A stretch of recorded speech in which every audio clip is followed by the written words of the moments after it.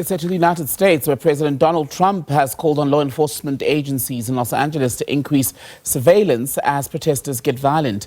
Demonstrators gathered on the streets for a third night on Sunday. They are protesting basically against the mass deportation of people who are in the country illegally. They say there's also been harassment of illegal migrants. It comes as a travel ban directed at many countries, including African states, has also taken effect this Monday. Let's get you an update now.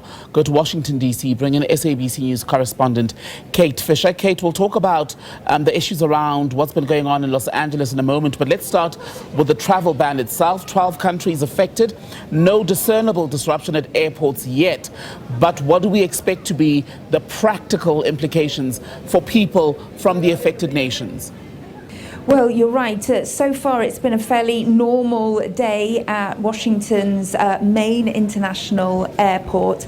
In terms of what people who live in these countries can expect, from today, they will no longer be able to apply for, or they will no longer be given a visa to visit the United States unless they fall into a very narrow criteria that includes people like diplomats, dual citizens, people working for the United Nations on specific UN business, and athletes who may be competing in the World Cup or the Olympics in America, but otherwise they are not going to be able to come to this country. Donald Trump is saying that this is a national security issue, and he's doing this because the countries he has named he believes have connections to terrorism or their citizens have in the past overstayed their visas when they've come to the United States. And it's another example of this wide-ranging immigration crackdown that's become such a signature of his second term in office. And you look at these countries, Kate, it's Afghanistan, Myanmar, Chad, the DRC, Equatorial Guinea, Eritrea, Haiti, Iran, Libya, Somalia, Sudan, and Yemen. People from Burundi, Cuba, Laos, Sierra Leone, Togo, Turkmenistan, and Venezuela, they'll be affected by a partial restriction. And Donald Trump, am I right, has not ruled out adding more countries to the list. Absolutely. He said that this is a movable proclamation, that if these countries that are already listed make changes to, for example, they improve their visa vetting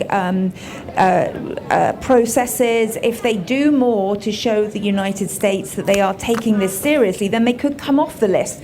But you're right. He said that as other threats emerge across the world, he may add countries to this list. It's kind of putting the world on watch and showing not just domestic Americans living here in the United States how serious he is about this immigration policy, but also making it very clear to the rest of the world that it's going to be much harder to come into the United States, and that this policy of his is clearly kind of his main priority, certainly at the moment.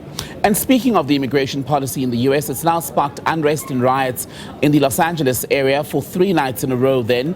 Yesterday, we witnessed the torching of cars by some of the demonstrators. Are we expecting much of the same going into Monday night?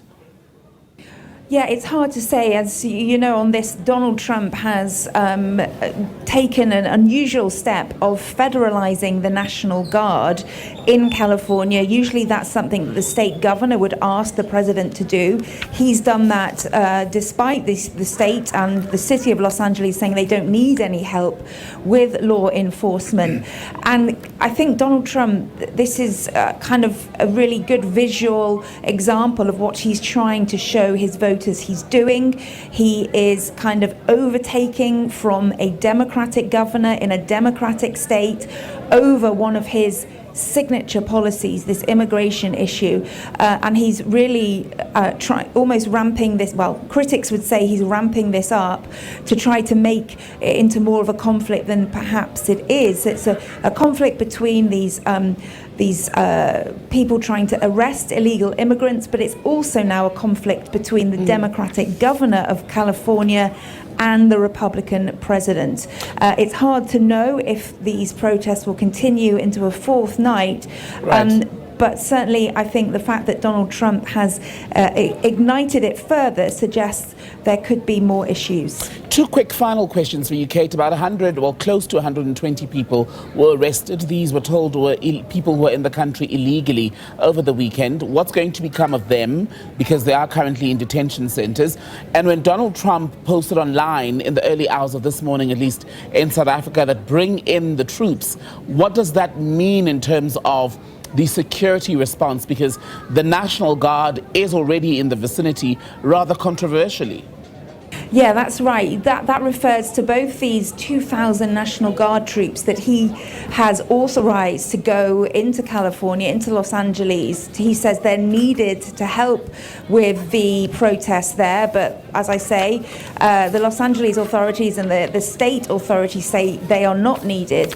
He was also asked about active duty Marines who are in that part of the United States, and he was asked by reporters whether he would consider deploying them, and he said he is considering that, and that would be a really unusual move for the president to make, to put these active duty service personnel to patrol the streets essentially against American citizens. So there are increasingly controversial issues here.